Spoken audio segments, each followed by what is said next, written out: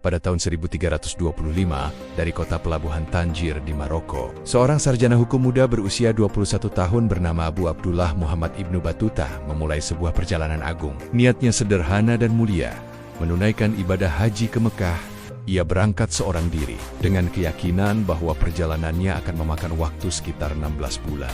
Namun, takdir dan rasa ingin tahu yang tak terbatas dalam dirinya akan mengubah ziarah suci ini menjadi sebuah pengembaraan epik selama hampir 30 tahun. Melintasi lebih dari 120.000 km daratan dan lautan yang dikenal pada masanya. Perjalanan awalnya membawanya melintasi Afrika Utara, di mana ia bergabung dengan kafilah untuk menantang ganasnya padang pasir. Setibanya di Mesir, matanya terbuka pada keajaiban peradaban. Ia begitu takjub dengan kemegahan piramida dan mercusuar legendaris di Alexandria. Di Kairo, ia menyerap ilmu dari para ulama besar, dan disinilah niatnya mulai bergeser.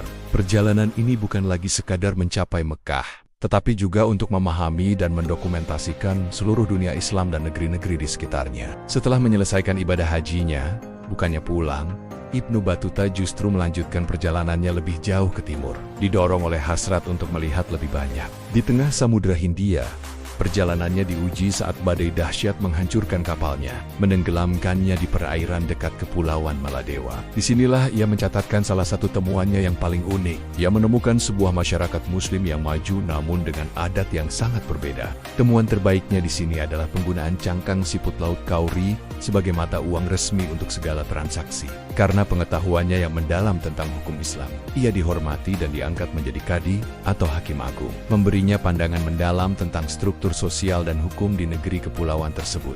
Perjalanannya berlanjut ke India, di mana ia bekerja untuk Sultan Delhi yang dikenal sangat kaya namun juga temperamental. Di sini, Ibnu Battuta mendokumentasikan sebuah inovasi luar biasa yang menjadi bukti kemajuan peradaban. Ia merinci sistem pos kesultanan yang sangat efisien, yang menggunakan kurir berkuda dan pelari estafet untuk mengirimkan pesan, bahkan buah-buahan dari Persia melintasi wilayah kekuasaan yang luas dalam hitungan hari. Temuan ini menunjukkan betapa canggihnya logistik dan administrasi pada masa itu. Ia kemudian melanjutkan perjalanan hingga ke Tiongkok pada masa dinasti Yuan, di mana ia kembali menemukan hal-hal yang benar-benar baru baginya. Ibnu Battuta adalah salah satu penulis pertama dari dunianya yang mendokumentasikan secara detail penggunaan uang kertas sebagai alat tukar yang sah, sebuah konsep yang sama sekali asing baginya. Ia juga mencatat betapa amannya perjalanan di Tiongkok dan bagaimana pemerintah membuat sketsa potret setiap pengunjung asing untuk tujuan keamanan. Setelah berkelana hingga ke Spanyol dan melintasi Sahara sekali lagi, untuk mengunjungi kerajaan Mali di Afrika Barat, Ibnu Battuta akhirnya kembali ke Maroko. Ia pulang bukan lagi sebagai pemuda yang naif, tetapi sebagai seorang pria bijaksana yang telah menyaksikan lebih banyak keajaiban dan keragaman dunia daripada siapapun pada masanya. Atas perintah Sultan Maroko, ia mendiktekan seluruh pengalamannya kepada seorang juru tulis bernama Ibnu Juzai. Kisah-kisah inilah yang kemudian dibukukan menjadi Rilah, sebuah karya monumental yang bukan hanya catatan perjalanan, tetapi juga ensiklopedia etnografi, geografi, dan sosial terlengkap tentang dunia abad ke-14.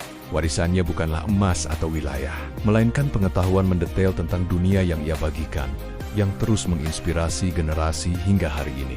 Demikian kisah kali ini. Nantikan kisah-kisah selanjutnya di channel ini. Jangan lupa like dan subscribe jika video ini bermanfaat. Terima kasih, salam.